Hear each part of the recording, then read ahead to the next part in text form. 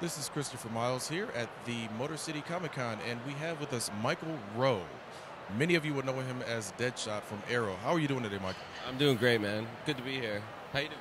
I'm doing well, man. I'm standing here with you. That's all you could ask for. Definitely. Definitely appreciate it. We appreciate you taking the time out. Now, we got a couple of things we want to talk about. First off, how are you enjoying the Motor City Comicon so far? First day, how was it for you? So far, so good, man. I flew in late yesterday. Pretty much just saw the airport, the inside of the van, the highway to Novi, and the Hyatt. But today's been a lot more interesting. I met some cool people here today. Some of the other guests that I got to know last night and this morning. Very cool people. So, you got cool people in a place, then I'm a fan of the place. So far, so good. Definitely glad to hear that, man. That's one of the things that we love about this area. I'm from the area, so I'm going to brag about it a little bit. But honestly, there's a lot of people very personable, very down to earth. It's a very nice city, nice area. So so are you kind of getting that same vibe from this convention? Absolutely, man. And you know what else? Like the geography around here, it's close to the Canadian border, and I'm Canadian. I grew up on the east coast of Canada, so all the lakes and the forests and stuff. It reminds me of home, which is giving me a really good feeling. That's definitely a good thing, man. It's always good to be able to have a little touch of home when you're traveling, because I'm sure you do a lot of traveling. Yeah, absolutely, man. I miss home. I get there as often as I can, but my last couple of months have been in LA, which is great weather, stuff like that. But you definitely get the sense that you're really far away from home. And you know who else is from Detroit? One of my favorite people, David Ramsey. He plays Diggle on Arrow. Yeah, he's a Detroit boy. And when I was growing up, I was a huge basketball fan, and by far my favorite team was the Detroit Pistons when they were the bad boys. So maybe I've always had a thing like for the villainous types. You know what I mean? Speaking of the villainous types, we all know it. You're playing Deadshot, honestly one of my favorite characters. I'm not just saying that. I always like that character, and your portrayal of him is amazing. So did you know a lot about the character before you got into it? You know what? I collected comic books, but mostly Marvel comic books when I was a kid.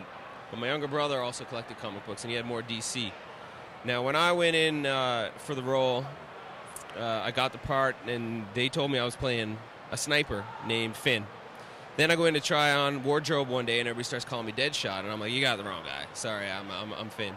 And then I see the gear, I see the comic books, they got it all laid out, and I'm like, are you kidding me? I'm playing this guy. I know him from my little brother's comic book collection. So I recognized him, but it was only after I got the part where I really dug in and went back into the history of the character and really wanted to read those early comic books on why this guy was the way he was, and started kind of building the character from there.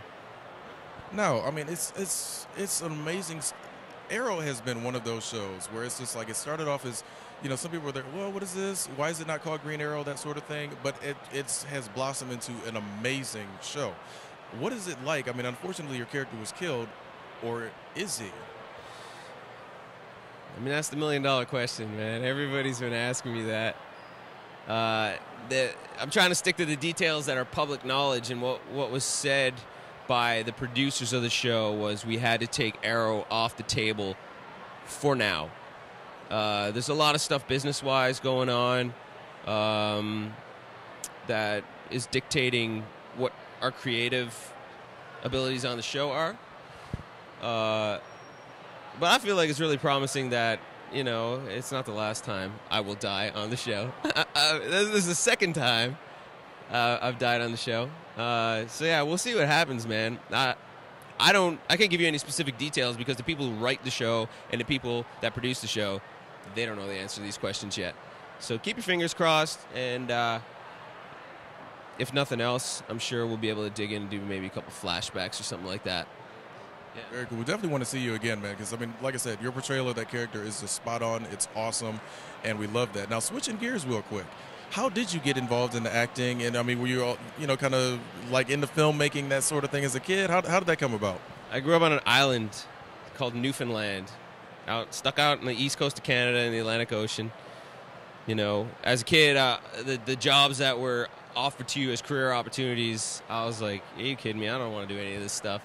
I started a band in high school. Ended up writing a song that was played on radio that summer. all of us hit the road and moved to the mainland, Canada, and started playing around, stuff like that. So that gave me a taste of like being creative for a living, and I felt like committing to that, there's no going back now at this point. So then the band, of course, eventually breaks up. We had a good run. I'm like, oh God, what do I do now? I was sort of all in, man. I thought we'd be like the Rolling Stones and like do it into our 60s, but it doesn't always go that way. So I put all my stuff in my truck. I drove from the East Coast of Canada to the West Coast of Canada, where my youngest brother was just starting out as a filmmaker. I said, I'll help you make your films. I'll be the cameraman. I'll be the sound guy. We did this like guerrilla-style shooting. Without permits, we would like block off a street.